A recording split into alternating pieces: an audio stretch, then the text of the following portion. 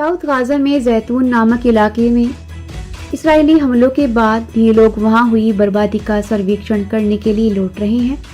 इस्राएल के हमलों से यह इलाका बुरी तरह से बर्बाद होकर मलबे के ढेर में बदल गया है।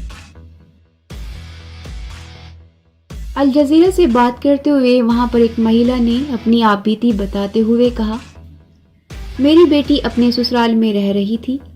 वह केवल 20 साल की थी। इस्राएली टैंकों ने उन्हें 1 महीने तक घेरे रखा।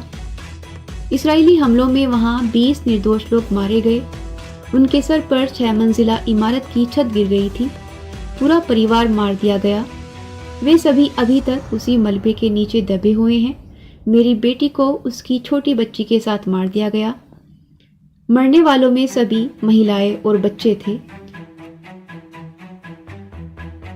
इस्राएलियों ने 5 पूरे परिवारों को बेरहमी से मार डाला। अगर देखा जाए तो पूरे गाजा में जहां तहां इसी तरह की स्थिति नजर आती है।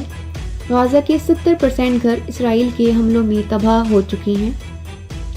अल जज़ीरा से गाजा के एक और सिविलियन ने अपना दर्द बयान करते हुए कहा,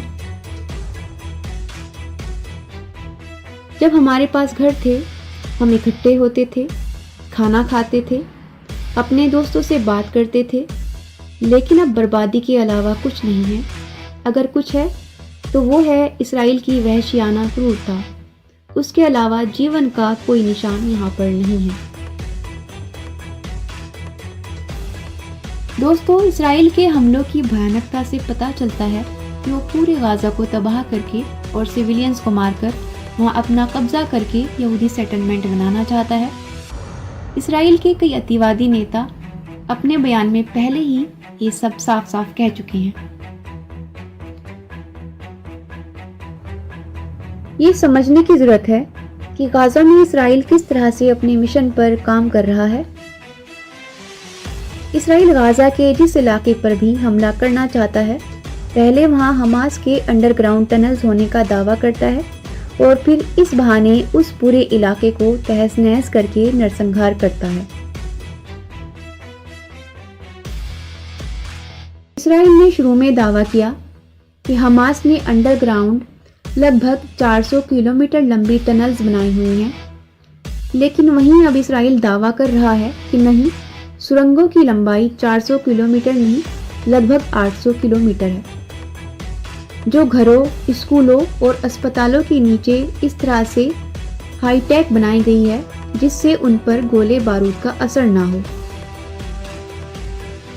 हालांकि अपने इन दावों के उलट इस्राएल अभी तक अस्पतालों या स्कूलों के नीचे सुरंग नहीं दिखा पाया है और उसने जो पहले फेक खबरें अस्पताल के नीचे टनल्स होने के बारे में फैलाई थी, वो सब झूठी साबित हो चुकी हैं। इस सब से साफ समझ में आता है कि इस्राएल हमास के टनल्स के नाम पर दुनिया को हर धर्मी और ढिठाई दिखाते हुए फिलिस्तीनियों का कत्ले आम कर रहा है।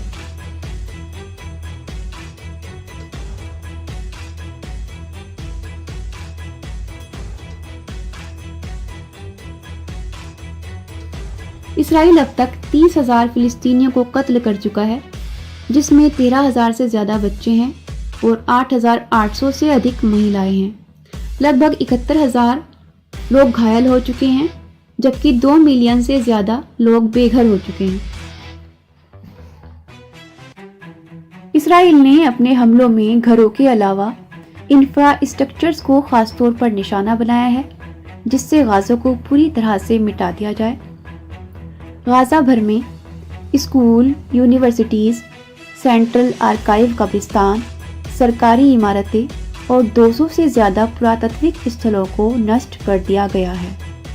इन सब हालात को देखते हुए एक्सपर्ट्स ने अपनी राय जाहिर की है कि गाजा में इस्राएल द्वारा किया जा रहा महाविनाश सेकेंड वर्ल्ड वॉर के बाद का सबसे भयानक विनाश है।